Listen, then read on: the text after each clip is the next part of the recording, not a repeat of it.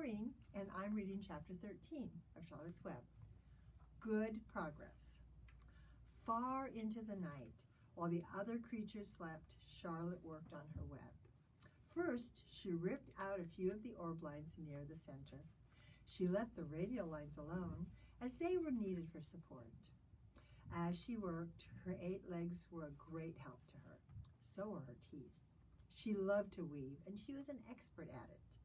When she was finished ripping things out, her web looked something like this.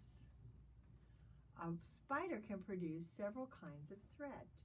She used a dry, tough thread for foundation lines, and she used a thick, sticky thread for snare lines, the ones that catch and hold insects. Charlotte decided to use her dry thread for writing the new message. If I write the word terrific with sticky thread, she thought, every bug that comes along will get stuck in it and spoil the effect. Now let's see. The first letter is T.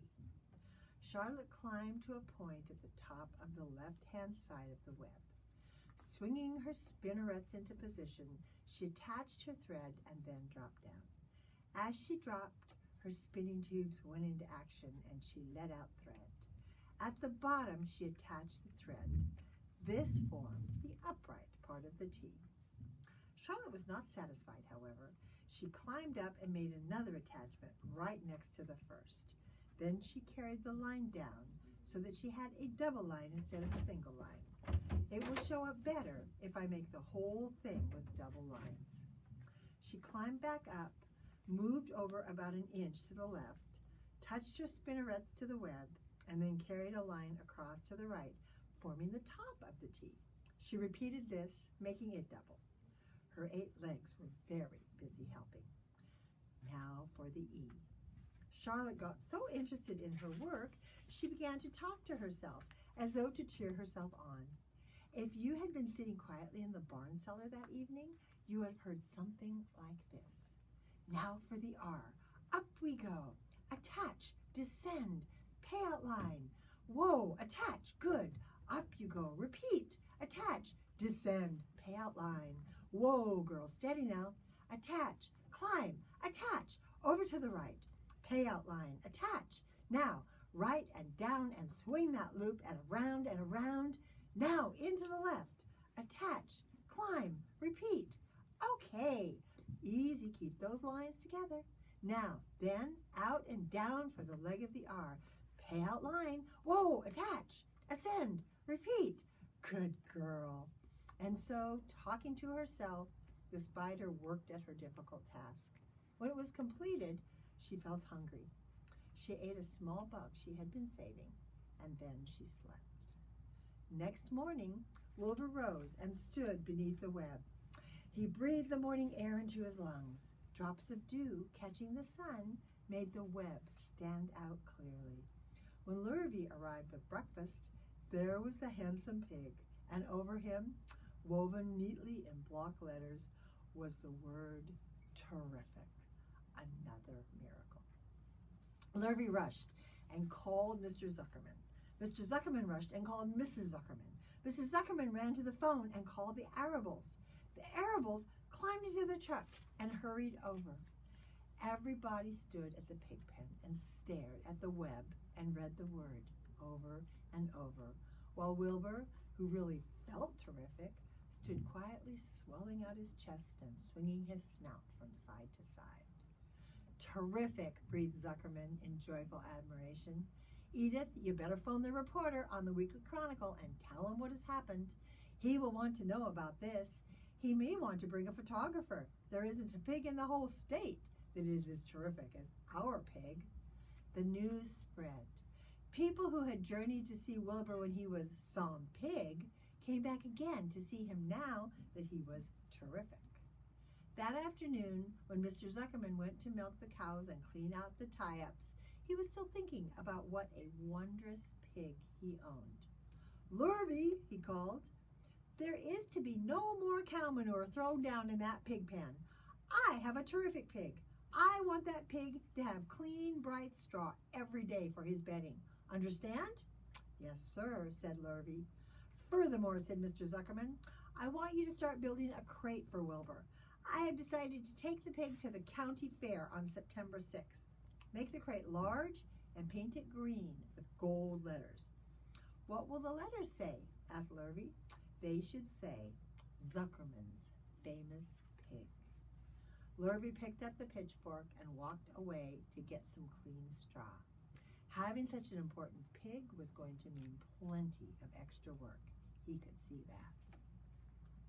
Below the apple orchard, at the end of a path, was the dump where Mr. Zuckerman threw all sorts of trash and stuff that nobody wanted anymore. Here, in a small clearing hidden by young alders and wild raspberry bushes, was an astonishing pile of old bottles and empty tin cans and dirty rags and bits of metal and broken bottles and broken hinges and broken springs and dead batteries and last month's magazines and old discarded dish mops and tattered overalls and rusty spikes and leaky pails and forgotten stoppers and useless junk of all kinds, including a wrong-sized crank for a broken ice cream freezer. Templeton knew the dump and liked it. There were good hiding places there, excellent cover for a rat. And there was usually a tin can with food still clinging to the inside. Templeton was down there now, rummaging around. When he returned to the barn, he carried in his mouth an advertisement he had torn from a crumpled magazine. How's this? He asked, showing the ad to Charlotte. It says, Crunchy. Crunchy would be a good word to write in your web. Just the wrong idea, replied Charlotte. Couldn't be worse. We don't want Zuckerman to think Wilbur is crunchy. He might start thinking about crisp, crunchy bacon and tasty ham. That would put ideas into his head. We must advertise Wilbur's noble qualities, not his tastiness. Go get another word, please, Templeton. The rat looked disgusted, but he sneaked away to the dump and was back in a while with a strip of cotton cloth. How's this? He asked. It's a label off an old shirt. Charlotte examined the label. It said, pre-shrunk. I'm sorry, Templeton, she said, but pre-shrunk is out of the question. We want Zuckerman to think Wilbur is nicely filled out, not all shrunk up. I'll have to ask you to try again. What do you think I am, a messenger boy? Grumbled the rat. I'm not going to spend all my time chasing down to the dump after advertising material.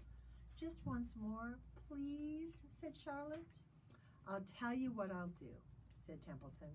I know where there's a package of snowflakes in the woodshed. It has writing on it. I'll bring you a piece of the package. He climbed the rope that hung on the wall and disappeared through a hole in the ceiling. When he came back, he had a strip of blue and white cardboard in his teeth. There, he said triumphantly. How's that? Charlotte read the words. With new radiant action. What does it mean? Asked Charlotte, who had never used any soapflakes in her life. How should I know? Said Templeton. You asked for words, and I brought them. I suppose the next thing you want me to fetch is a dictionary. Together they studied the soap ad. With new radiant action, repeated Charlotte slowly. Wilbur, she called. Wilbur, who was asleep in the straw, jumped up. Run around, commanded Charlotte. I want to see you in action, to see if you are radiant. Wilbur raced to the end of his yard. Now back again, faster, said Charlotte. Wilbur galloped back. His skin shone. His tail had a fine, tight curl in it. Jump into the air, cried Charlotte. Wilbur jumped as high as he could.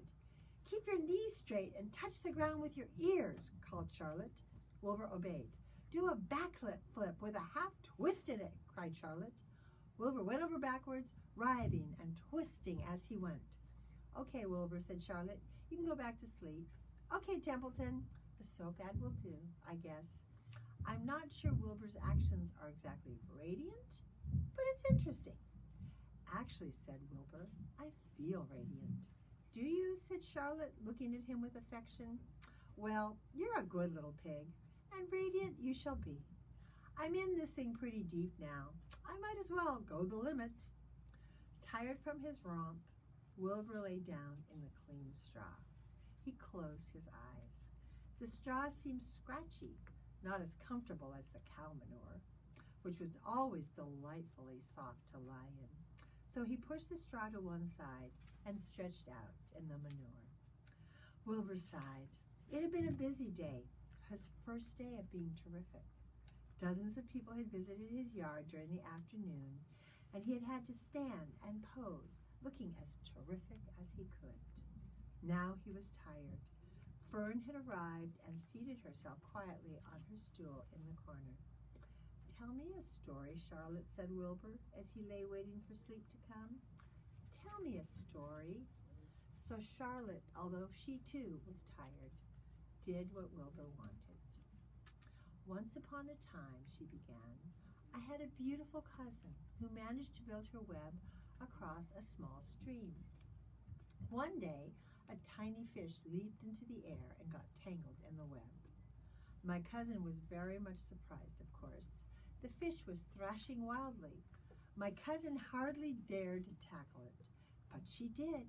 She swooped down and threw great masses of wrapping material around the fish and fought bravely to capture it." "Did she succeed?" asked Wilbur. "It was a never-to-be-forgotten battle," said Charlotte. "There was the fish, caught by only one fin, and his tail wildly thrashing and shining in the sun.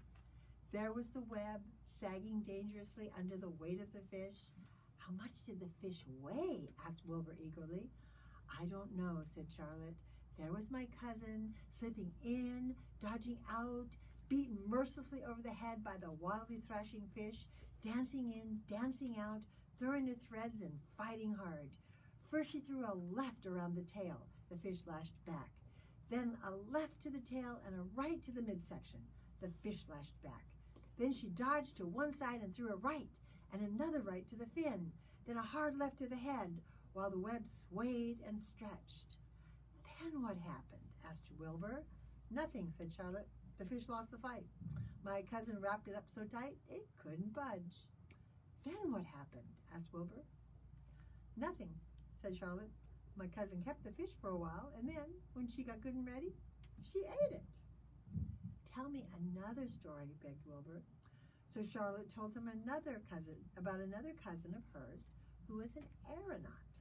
"What is an aeronaut?" asked Wilbur. "A balloonist," said Charlotte. "My cousin used to stand on her head and let out enough thread to form a balloon. Then she'd let go and be lifted into the air and carried upward on the warm wind." "Is that true?" asked Wilbur. "Or are you just making it up?" "It's true," replied Charlotte. "I have some very remarkable cousins. And now, Wilbur, it's time you went to sleep." "Sing something," begged Wilbur, closing his eyes. So Charlotte sang a lullaby while crickets chirped in the grass and the barn grew dark. This was the song she sang. "Sleep, sleep, my love, my only, deep, deep in the dung and the dark. Be not afraid and be not lonely. This is the hour when frogs and thrushes praise the world from the woods and the rushes. Rest from care, my one and only, deep in the dung and the dark." But Wilbur was already asleep. When the song ended, Fern got up.